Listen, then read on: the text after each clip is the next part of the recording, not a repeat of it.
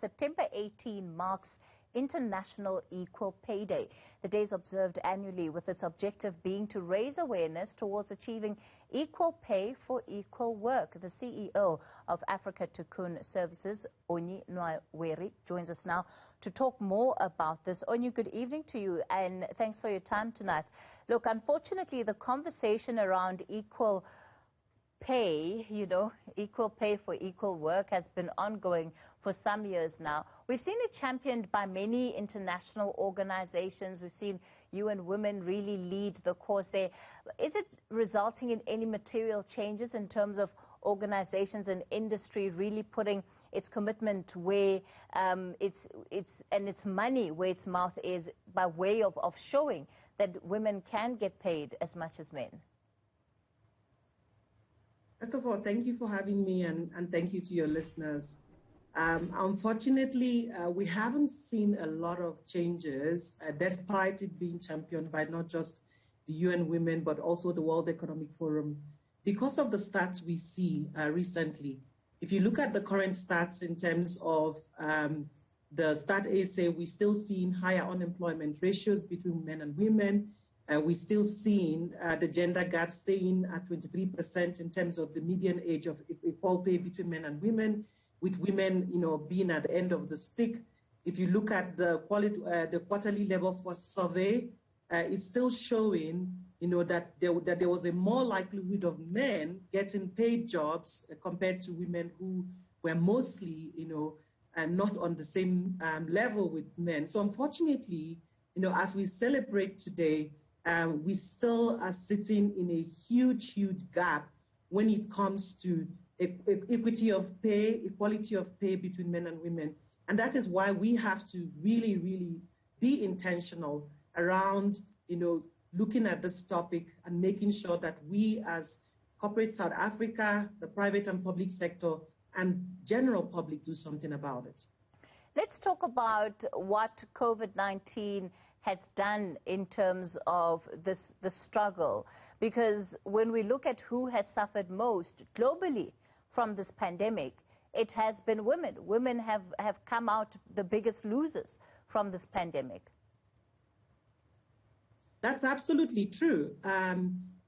We already fighting a losing battle in terms of the equality or equity of pay, and even in general on different levels, the equality of men and women as prescribed by the Constitution. COVID-19 has come in and has created even a lot more difficult challenges in terms of breaching that gap. The World Economic Forum has come out and said that it's going to take a generation. A lot of women in this generation are not going to see equity of pay or equality of pay in their generation. In fact, what it said is that it has extended it by another close to 10 years. In fact, if you look at it, the exact number of years is that it was originally going to take 99 years to try and get equity of pay, equality of pay. It has taken it to over 130-something years. And so it's quite worrying that COVID-19 has not just changed the economic landscape in terms of jobs, in terms of health, but in terms of trying to achieve the principle of equality of pay between men and women and bridging that gap, especially considering a nation like South Africa, where you have a large amount of women who are, single-headed households, who are nurturers in their homes, who are responsible for putting the daily bread on in their families, left in a very difficult position, not just in terms of income, but also in terms of how much they would earn compared to their male counterparts doing the same amount of work on the same nature of work.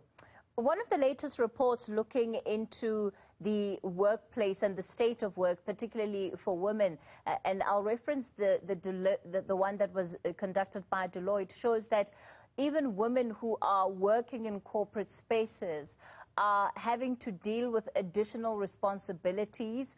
And COVID-19, of course, again, exacerbating it by way of people working from home. And, the hours have become muddied because now you're having to respond to emails all the time. and there aren't really those boundaries, perhaps, that existed prior. So this means that the cost of not having unpaid work recognized as work further disadvantages women. Absolutely. I want to even take it further. Given that women, for the most part, are what you would call nurturers of society, are seen as responsible for taking care of children, when you combine the effects of, one, you're now working from home for the most part, now you have to homeschool your children because most of your children now have to work online and need to be supported by the mother.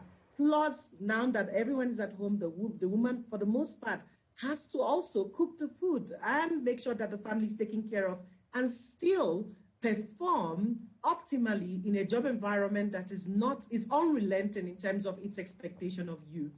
And I think a lot of the time there is a loss of or lack of understanding in terms of that element and recognition of that also is work in many respects.